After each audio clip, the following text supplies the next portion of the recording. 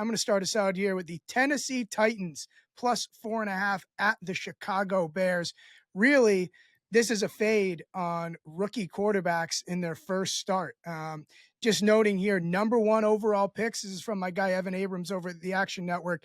There have been 27 number 1 pick quarterbacks since the merger in 1970. In their first start, they are 4-22-1 straight up and 7-10 against the spread. The last winner would be 2002 Derek Carr, the last straight up winner, that is. So, look, that's not an entire way to make a handicap, but it's certainly a jumping off point for me. I think the Bears. I have a question, yeah, Tim, if you don't mind. Do you have those quarterbacks listed out? Do I have them listed out? Or is it just the stat? Like, do we know who the previous number 1s are? No, but I could give you a list that is kind of interesting off of that same mark. So Caleb Williams will be the 6th rookie quarterback to start in week 1 with a point spread of -3 or higher since the merger. With those quarterbacks I'm talking about are 1-4 straight up, and against the spread in those games, 1-4 as well. So Mac Jones, week 1 was -3.5. Trevor Lawrence, week 1, -4.5. Carson Wentz, week 1, -3.5. He's the only winner of this group. Jameis Winston, -3, week 1, lost. And then all the way back to Terry Bradshaw, -5, week 1, and lost.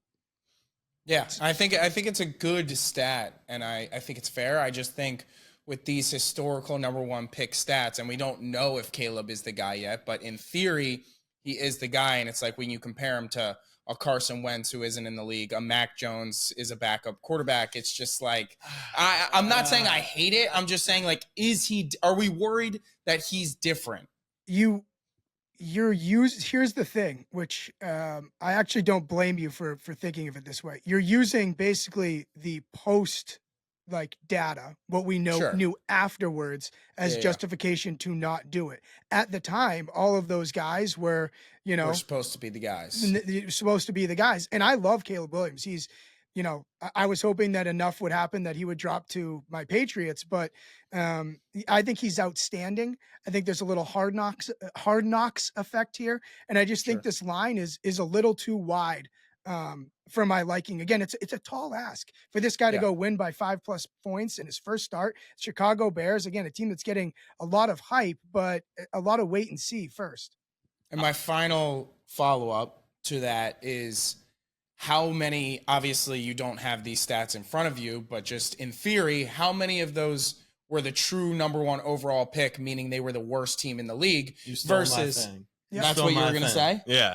Because he's not the number 1 pick. This for is the the Bears. team that has the number 1 pick via trade. So Which when is you very rare. So when you put it into the actual equation of like Caleb is actually the next guy, but I agree Trevor was coined that as well, and he's in that same stat. And that's but the Jags were 1-15, right. 2-14, and I think what I was going to bring to the table, which Casey stole from me, which is good. It's good combo. Is that he's essentially playing on a 12th place or 12th to last place team this season. I think that's a really strong point, and it's why the sole reason to make a pick is not because of a trend. Right. I think it helps. I think it's it's icing, but to me, it's a spot that is like Tomlin as a dog. It is something that has been going on since the beginning of time, that most quarterbacks in their first start, it doesn't go well. Then we kind of see that bell curve where they'll pick it up a little bit, then the league figures them out.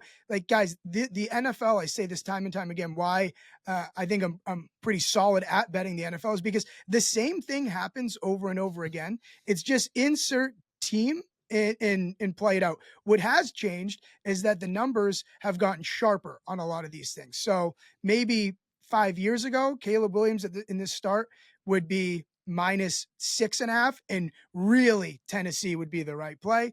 But this is how that gambling market has kind of evolved a little bit. I like the play. I think that the Bears and Caleb are going to be really good, but I also am a little higher on the Titans, so I sign off on that pick. Not that we need to, but I am with you.